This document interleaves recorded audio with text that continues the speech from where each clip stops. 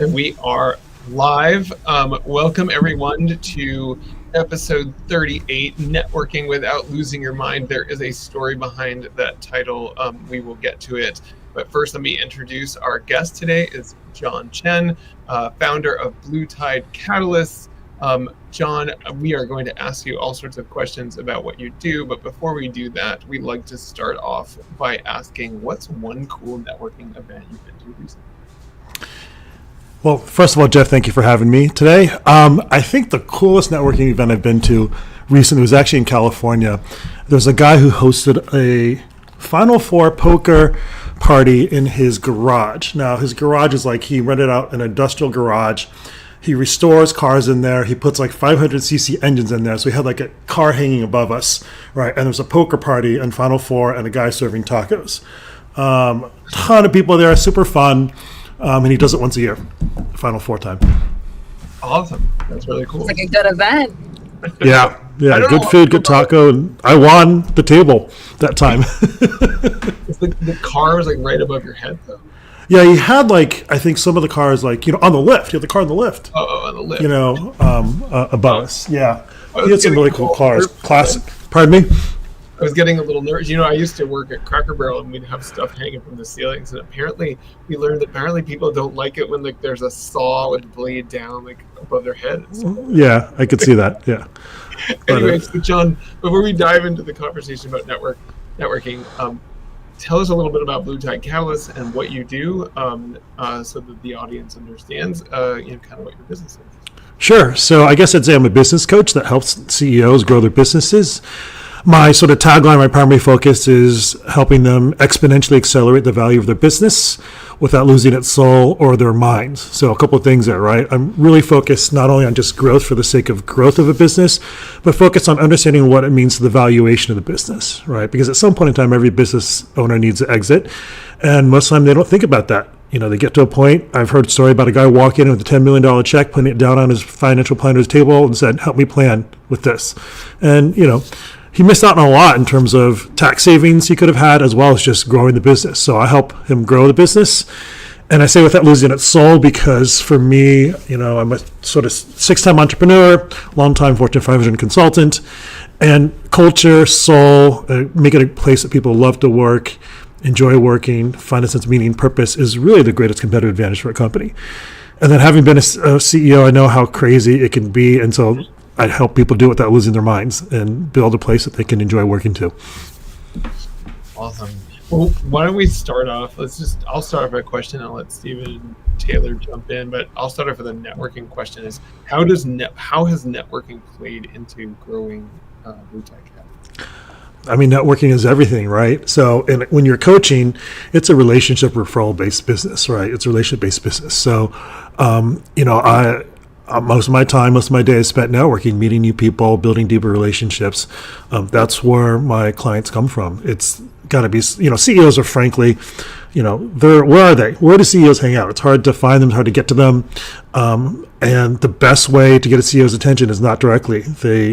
I can't remember the percentage, but it's a much higher percentage when somebody refers them in. So I'm building people who have those relationships with the CEOs who can refer me in.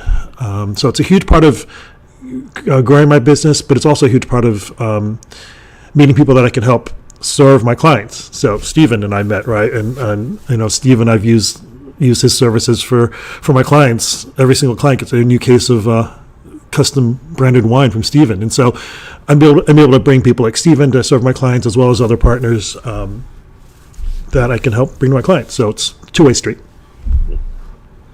Yeah, and while you ask where they hang out at wine tastings, right? Yeah. Yeah, we get to hang out at wine tastings, lots of them. Or sometimes wine and pizza parties, for example. Yep. You want to explain that for the audience, Stephen? I don't know. That sounds cool. So I have a client who's, if you guys are in Boston, Mike and Patty's, you might know them. They've been voted best breakfast sandwich, I don't know how many years running. And Mike is just a foodie, right? And he has been experimenting with pizzas. So he's been making sourdough bread pizza. He had a party, a couple months ago, February, I think it was, and he had this elote pizza, which I think was the best, but he had a ton. And And I introduced him to Steven, and Steven brought the wine. So we got to hang out, network, eat good pizza. Almost as good as the poker party, but, the poker and the tacos and the cars kind of beat that out. But yeah. And shout out to Mike and Patty's, by the way, if anybody listening. They just opened in Lexington this week. So go look them up there. I can vouch they have some good breakfast sandwiches. Yeah, the reality is that is the Mike and Patty's in Newton is very close to me. That has turned into being a more frequent than my wasteland would probably like. Visit. But I agree, they're fantastic, and the elote was amazing, and pairs well with a Chardonnay. They have a new sandwich. They have a new sandwich called the Thick, and it's probably my favorite. I took my daughter the other day. She said that she wanted one bite, and she ate the whole thing. But it's like this Asian-inspired breakfast sandwich. Like it's got scallions on it, so like you smell, it's like you don't expect that in a breakfast sandwich, and it's got kind of a Korean hot sauce. It's my favorite now. Okay. And I'm trying this week now because there's one in Downtown Crossing, a little pop-up. So I'm gonna have to check that out. They have a pop-up in Downtown Crossing? I didn't know that. I'm pretty sure, yeah. In what's it called? The High Street. See, that's not a pop-up. That's a permanent. Yeah, High Street place is permanent. Yeah. So yeah, I'll have to try that out then. But so John, question for you, just to bring it back for a second. You mentioned that you were previously a CEO, and then obviously with what you're doing now. What got you to the point of starting your own company and helping other CEOs and taking that switch? Yeah, I mean, I've always been fascinated about how to grow a business and how to successfully grow a business and the components of what makes it successful. And I've done it, a few times. And I kind of got to a point where I also realized that, like, my strength and my superpower is really helping clarify vision and bring a team to reach it and achieve it. And I love learning. So instead of just running one company for a long time now and getting it there, I'm able to help a lot of clients at the same time. And it's fun for me. It's like what I do well. It's what I enjoy doing. And I'm able to have a really great impact by helping more clients, more companies succeed. Yeah. I like you said superpower too, because I feel like everyone has their own superpower. It goes hand in hand with your own brand, right? But I think that can be a great aspect of networking, like reminding yourself what your superpower is and almost leaning into that when you're meeting new folks, and maybe have that connection or that value add when you're learning someone else's superpower. We talk to a lot of folks that maybe are not naturally extroverted, or it's their first time going to a networking event. So I think that might be actually a good suggestion, is leaning into that area. Yeah, I definitely agree. I mean, I think it's important for any business to do that, and it's one of the things I do with my clients. And, Jeff has heard me talk about this ad nauseum, but I ask every client to create an onlyness statement, which I also call an identity statement. So, I do a lot of networking. I'm a member of Provisors, if you're familiar with Provisors, and there's a lot of accountants and CPAs in Provisors. And for me, like, I'm trying to find partners to bring into my clients, right? And who's going to be the best person to serve my clients? And so I ask people, what makes you different? What makes you different than anybody else, right? And they say, well, I do bookkeeping, I do accounting, I do tax, and I do strategy, and I build good relationships, and it's really hard to find people these days, and I can find people, and I've been doing it a long time. The problem is every accountant I talk to says the same exact thing. So how do you differentiate, right? And I think, number one, you've got to find that unique niche, right? That superpower we're kind of talking about. I know a woman in Provisors. She does HR for people who serve alcohol. Like, that's a very unique niche. And I had a client who was a brewery. I'm like, make that connection right away. But also, if I know that some people are afraid to go niche, but if I know that she can do HR for people who serve alcohol, because it's so complex in California, she can do HR for pretty much any company. So oftentimes she's one of the first people I think of. So I tell clients, create onlyness statement, identity statement. The classic example I like to say is there's a motorcycle manufacturer that says we're the only motorcycle manufacturer that builds big, loud motorcycles for macho men and wannabes. Right? And there's a couple of things about that. They're very clear who they serve, right? And that's what is the identity of the people they serve, right? Because people at the end of the day don't buy based upon facts. They actually, at the end of the day, we actually buy based upon our most primitive level of thinking, fight or flight. Is this person safe? And we can share an identity or share a belief with somebody, people are going to buy from you. We actually use the logical stuff to justify the emotional decision. Right. So I kind of challenge everybody to create that sort of onlyness statement and that identity statement of who do you serve. The other one I like to use is I have a client whose husband went to go work for an airline, and he's a pilot. The CEO sat down and said, people hate us. I don't care about the people who hate us, because the people who love us, because we're the only airline that makes flying affordable for people who live in trailers. Again, very clear who they serve, right? And it's a very specific niche. So to your point, what's a superpower that we bring to the table, right? For me, it's helping people not lose the soul of their company while growing it and not losing their minds. So do you ask the question, I'm going to give you this question two ways, and you can answer it. You usually ask the question, what's the advice that you give to young people that are trying to get into networking for the first time? But I wonder, in your case, sorry, there's like some background noise. I'm trying to like talk over it. I apologize. So what is the advice you give people who are your clients on how to network?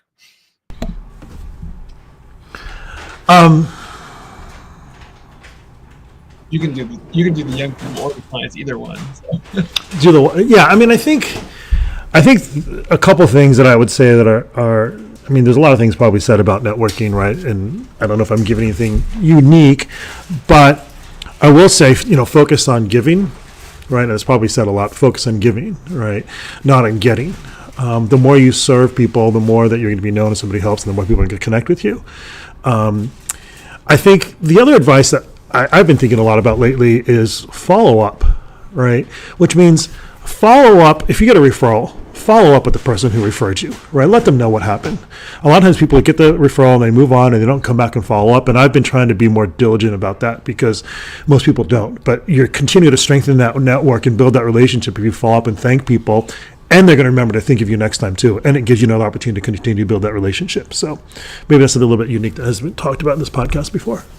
Yeah, I think that's actually a really good one. And I know a lot of times what I see is, people are busy, right? And so, somebody may give me a referral. I'm very good about the immediate reach out. And, of course, in a lot of cases, right, then the person who referred, they go on to BCC, and that person who the referral is may never respond back to you.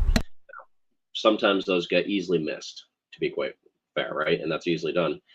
So yeah, I think that's a really good one, because that basically the person making the referral is assuming that it happens, right? They go on BCC and they're just like, okay, well, obviously that happened, and in some cases not, and they want to know about that too, right? For any number of reasons, and in some cases they're going to be the first ones to follow up with that, because maybe that's an issue between them, whatever it might be. So I think that's an important one. I actually saw a couple of cases of that today on my own, whereas I was going through and setting up an email list. I'm like, oh yeah, that person went to BCC. That person did not follow up with me as requested. And so I did two things. I wrote back and said, hey, I'd still love to get in touch with you because, X and this person said that we should connect, and I trust their recommendations, their referrals. But then I also did the follow up with the person to say, hey, just FYI, we hadn't connected. Did reach out again. I'll keep you posted. Right? Because it's fair. People get busy. Yeah, I'm gonna jump in and build on Stephen. It's interesting that you say that, because I had an example of, there's somebody I've been talking to, sort of cultivating a relationship as a potential client for probably almost a year now, and it's always interesting because I had a conversation with a guy that kind of went dead, brought it back up. We had coffee. He's like, yeah, I need to do something with you. Then it went dead again. The other day I sent him a note, and I was looking at his LinkedIn stuff, and I was like, hey man, like I just whether we work together or not, I just need to tell you, you got to fix this thing that you're doing on LinkedIn. Like, you can't keep doing that because it's really not helping your business. And that was the thing that kind of got him, sort of over the hump. And so I think, to Stephen, to your point, it's like, to John, both of your points is that people, they get busy, but also they tend to respond when you give them something. And I was giving him some value. And so then he's like, oh, I better respond to Jeff. I haven't talked to him, but anyway. So interesting. Any other things that you like to tell folks or folks who are new to this? Well, I think we decided to name this podcast "How to Network Without Losing Your Mind," and I actually always been a sort of consummate connector, and I just love connecting people. I'm an extrovert. I love meeting people, but that gets exhausting, right? And so, if you guys know Provisors is a large networking group across the country, and when I first joined, I was like going to all these meetings, right? I was going to all the meetings and meeting people. I was in California, and I was driving 2 hours one way at 5 o'clock in the morning to go to a networking event and drive 2 hours back because LA traffic. And it's exhausting, right? And it can be exhausting. People sometimes just want to meet anybody and everybody. And they're like, oh, yeah, like who knows what's going to happen with people? But you kind of got to be strategic and targeted in terms of who your ideal client is, your ideal client profile. And so think about who are the people who are really going to help you exponentially grow your business, right? And so what I've done instead of the providers, I still go to some meetings, I'm focused, but there's a database of 10,000 people that I have access to. So I'm going to go look for the specific people I want to partner with that are going to give me the best referrals, introductions, because we don't have limited time, and networking can be like gas. It can take up and fill your entire calendar, fill the entire room. Yeah. Go ahead. Steven, did you have No, I was going to say on that regard, John, how have you found those sort of outreaches, right, in cases where it's just the virtual versus the in-person ones? Have you found them to be pretty fruitful or not as fruitful as the in-person? I mean, thank goodness for Zoom. Because, there's a period of time where I'm meeting like 20 people a week. And if I had to drive everywhere, forget about it. I think it's just as good. And I think it's a little more focused, and people are more focused these days, particularly. They're used to Zoom. The effort it takes, right, to meet people, to drive, to plan, to get that right, it's a lot, right? And so I guess it's not just an email outreach. It is a, hey, let's connect, love to chat, and then do it on Zoom. Yeah, I'll say a couple things. Like, one, with Provisors, it's like a frat. Like, you just get the credibility right away when you reach out from Provisors, and so people will take the call most of the time, right? And it is a Zoom, right? And it is a Zoom typically for the first one, and you might do an in-person for the second one. But I don't know. What percentage of you guys are in Zoom versus in person now? It's a lot of work to go do it in person.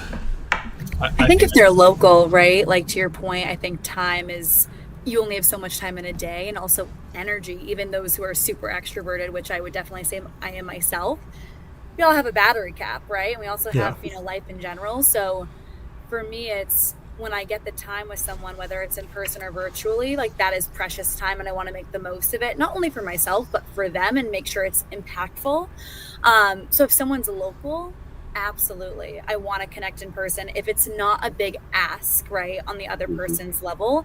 Otherwise, I think virtually is wonderful. And then maybe I'll use California, and I'm going to be there in the fall time for a conference. I'm going to preface that, and let's get some time on the books so we can have that face-to-face. I think face-to-face, there is a lot of value add there, and maybe strengthening a relationship at some point. But I think if you can be more strategic with online follow-ups, trying to plan ahead, it's a time saver. Yeah. It's a second date thing for me. Right. But no, I think that's right there, Jen, because I think there are people who are they're like, I don't know if I want to invest all the travel time and whatever. So if it's like really local, I find people, are willing to do coffees, but even like across Boston, the other side of town or whatever, people are like, I don't know. But it's also interesting because of Zoom and so forth, I think networking has changed in a global sense. I talk to people in California, but I also talk to people in Australia. And we have a podcast guest on a different podcast that I'm connected with from who lives in Cape Town, South Africa. Right? I would not have met her if it wasn't possible to hop on a Zoom. And I don't think that. I don't know what it was like before, there certainly was a period of time where you would never have called somebody in Australia, right? You just never would have known them. There would have been no way. But then there was probably a period of time where maybe some people did that kind of stuff on just on the phone. There's something about being able to at least see the person. I think that yeah. So, what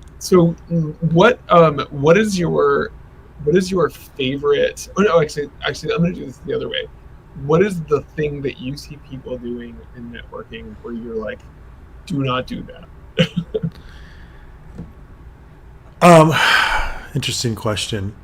I think the first thing comes back to mind is not having that identity statement, clarity in who you are, who you serve, and your superpower, what makes you unique. And sometimes I ask that question and I get like a 5-minute answer, right? Be succinct, be clear, right? Stephen and I were exchanging his the other day, right? And keep it succinct, keep it short. I didn't actually give you the feedback. I'm going to give it to you here. A lot of stuff, but it takes time. It takes time to get that like really powerful, succinct one. So continue to iterate upon it. That's the first thing that comes to mind. I do think the second thing is be very, I forget the second thing now. Lost my train of thought there. Yeah. Second thing is don't forget what you're saying. Yeah. I will say, I was in the middle of a Zoom call this morning, and I asked the person where they were based out of, like early in the call, and then at some point in the middle of the call, I was confused because there was like car noise in the background or whatever, and I thought she was kind of in the middle of nowhere. She's like, "Oh, I got my window open and whatever," and I go, "Where are you based out of?" And she like answers the question again, looking at me like I'm like, okay, that probably wasn't the best networking. But that's what happens. I don't know, when you get over 50 and stuff. People do a lot of the, I mean, you probably see it too. Yeah, you get over 50, you forget your stuff. People do a lot of the, oh yeah, let's get together, and they don't follow up. I think follow up is really important too. Like always been, even just in terms of the work that I do with my clients, following up promptly, right, is huge. I do also feel like, this is one thing that kind of maybe I see sometimes, is some people are just like shotgun, right? They'll just like, oh, I met this guy, I'll introduce him to everybody, and not kind of sometimes being selective in terms of who they're introducing, right? Which then I always will, if take an introduction, people make an intro and I'll take it, but sometimes it kind of like, Why all right. On the other hand, sometimes you make those meetings, you just discover something great, but it's hard when people like, a guy who just like after the call introduced me to 10 people, which is great, but then like I'm looking at these people going, not sure how they fit. Yeah. So I don't know about you guys. I'd be interested in your take on this. This came up in some book that I read, and it said you should always, before you introduce two people, you should always ask the person that wasn't involved in the first question, are you interested in a connection or an intro with? And I think I like that because especially when you're helping people with job searches, like I think it's helpful to kind of be like, hey, this person is looking for a job.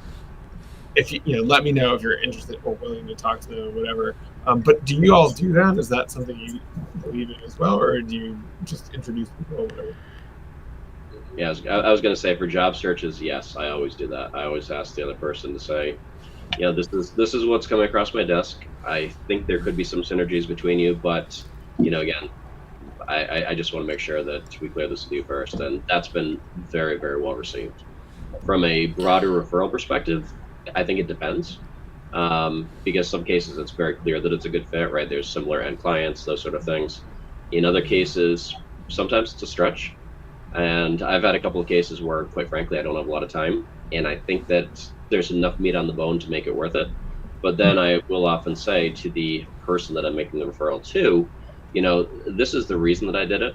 I think it could make sense, but do me a favor and give me your feedback on the back end so I make sure that future referrals are sensible and make sense for both parties involved.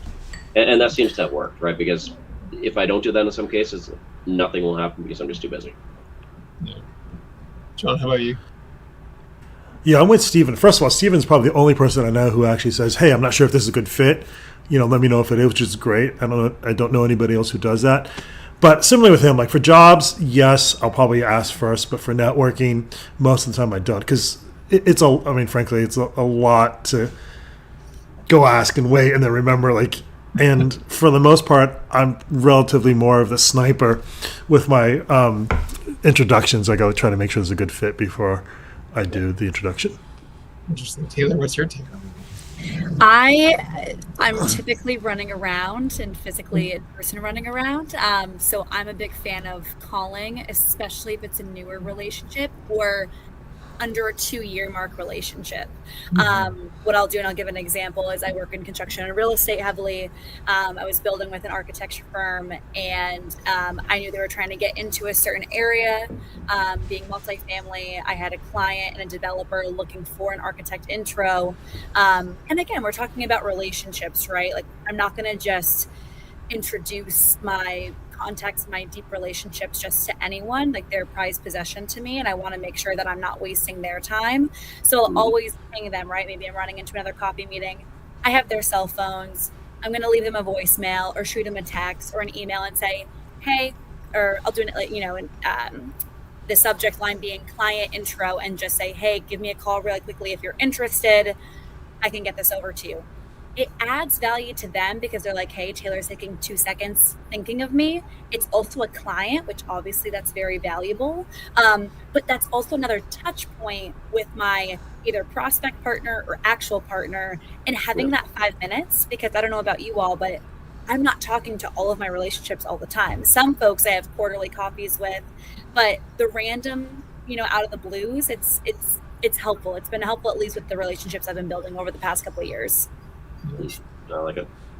It's interesting because I think sometimes, having been on the other side of that, where somebody hasn't checked, and so they make the connection, you send it. This happened to me just the other day. Somebody connected me with somebody else, and I sent a note saying, great to meet you, got nothing back, and I'm just like, okay, this person didn't really want to meet me. And so it's fine. I mean, who cares? We all know that, like, a lot of the networking thing is learning to sort of understand that some people are just not going to talk to you, and it's okay, right?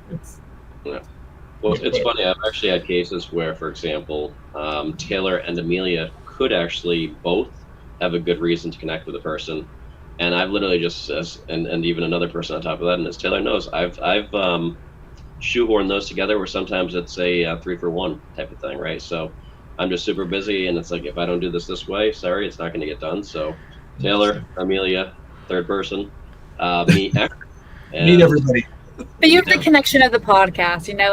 I think it's just how you formulate it. It's how you paint the picture to someone and want to make them introduce, and it's also me and her kind of go hand in hand with the services that we supply. So that's exactly it. Yeah. So, well, as promised, half hour flew by here, John. So thank you for joining us. It's been a great conversation. It was fast. Some good stuff. It goes fast. So my question for you, we always wrap up. We have everybody go around and say, what's one cool networking event you are going to in the next week or so? Or if you've got one that even coming up a little bit further that you want to let the audience know about, that would be great too. So let us know. I don't know. When you asked this question, you prepped for this question, I didn't realize it had to be in the next week or coming up. Whatever, give me anytime. I honestly have been thinking, I've been talking to Amelia for a while about doing one together. We've been talking for a while, and I owe her an email. But I've got a friend who used to own Moody's Deli in Waltham. If you guys know Moody's Deli, he used to work at the Ritz as a chef, and now he's just catering stuff. So we've been talking for a while about doing like a high-end foodie sort of event with some wine from Steven and mixing that together. It's just a matter of finding the time to do it. I've been kind of slammed, but I'm kind of glad Amelia's not here today because I owe her that email. Awesome. John, before I jump in, and I'm gonna probably Taylor and Steven are going to be mad at me because I'm about to steal theirs. But before I do that, what's the best place for people to reach you? So I guess LinkedIn is best. LinkedIn/John Chen, JONCHEN, or my email, john@bluetidecatalyst.com, which is on the screen now. Best way to get a hold of me. Awesome. Excellent. Well, I am going to, so a couple months ago, Taylor and Steven and Amelia and I were a guest panel at an event that Bentley did, and one of the folks there at that event that we've all met, who we probably need to invite to be a guest at some point on the podcast. So a future guest of the podcast invited the Wicked Connected crew out for a little boating experience. Nice. So that sounds like fun. Boating excursion later this week. So I'm really excited about that. I totally just stole both Steven and Amelia's. So it's just Steven and Taylor's, and so I'll pass it over to Taylor. Good luck. Yes, I'm really looking forward to that. I have a coffee and connections through Blueprint. It's a construction real estate focus tomorrow morning. So that's always really nice. That's going to be on Arch Street. So looking forward to that. What about you, Steven? I don't know, Doug. You got to invite me to these construction-related ones one of these days. No, Tomorrow I'm morning. well, never say never. So it is Bastille Day, and also, in light of the French connection, of course, food and wine. So tonight we're actually doing a snail fest event, and so it's basically escargot 5 different ways, all paired with wine. So it's not for everybody, John. It's not for everybody. It'll be absolutely tremendous. This is about an hour away in Southbridge, Mass. We're doing, like I said, 5 courses. There's no snails in the dessert, but we couldn't make that work. So snails 5 ways, dessert, but happy Bastille Day. I feel like they should have served the dessert in a snail shell. That would be great. Awesome. This has been a great conversation. John, thank you so much. Some great wisdom, some new ideas, so we appreciate it. Thanks for joining us, and we'll see everyone next week. Thank you very much for having me. Thanks, Sean.